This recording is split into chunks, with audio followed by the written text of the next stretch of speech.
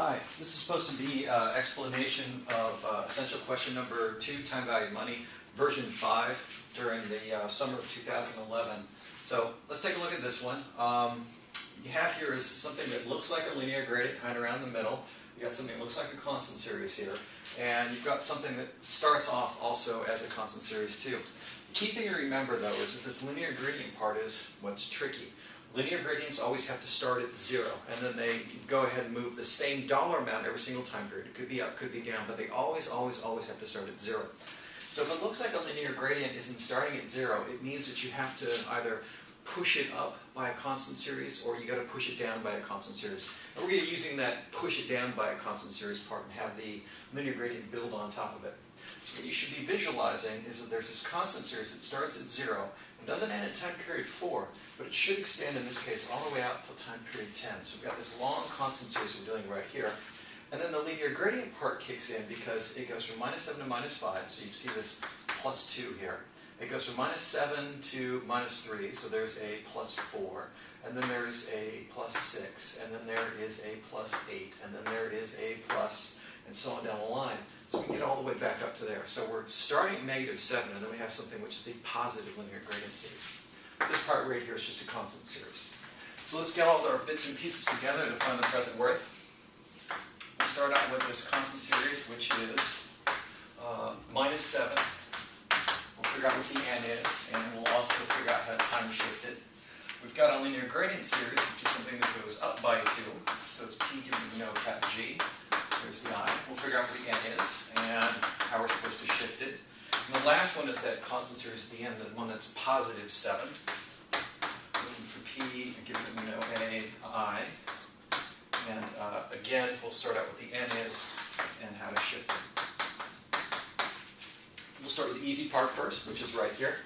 So we have a constant series that goes from time period 11 to 14, and there are 1, 2, 3, 4 of those items, which means that we put the 4 right there. Remember, with the constant series, just count the number of non-zero ones, and you've figured out what the n is. Second thing we got to do is figure out how to time shift it. Constant series need to start at time period 1. This one clearly doesn't.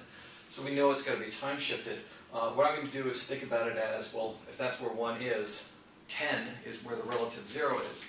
So I'll put a 10 there. Other way of thinking about it, look at the last time period where you see a non-zero value, time period 14. If you add the n and the exponent, it gets you 14. That's the last time you see a value, so it's easy. Next, let's go back to this constant series, the other one. This is the one that goes from time period 0 all the way out to time period 10.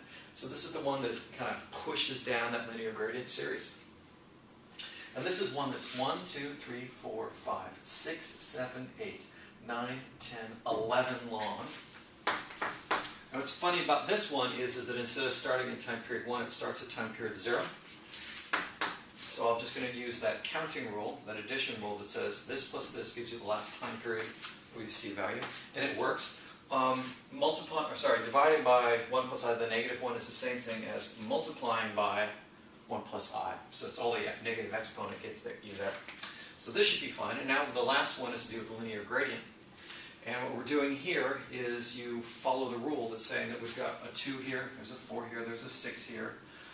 And so it goes 1, 2, 3, 4, 5, 6 of them. And with linear gradient, you throw in that 1 for the pot. So you should put a 7 up there, if I'm not mistaken.